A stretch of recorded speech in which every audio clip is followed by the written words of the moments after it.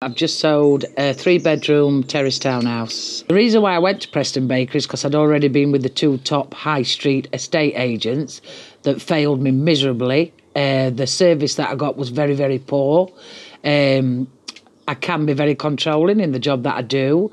And when I want something doing, and especially when I'm paying somebody, I want an excellent service back, and I want somebody to sell my house, not me.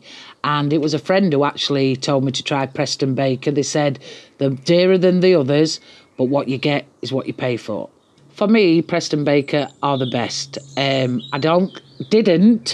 have to take that back. I didn't like estate agents. I had 2 bad experiences with the top high street estate agents.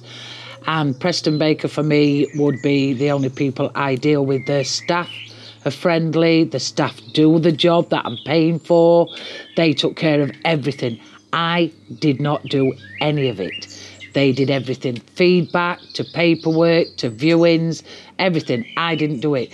And I paid for a service and I got a service. So for me, it will only ever, ever, ever be Preston Baker. Never anybody else.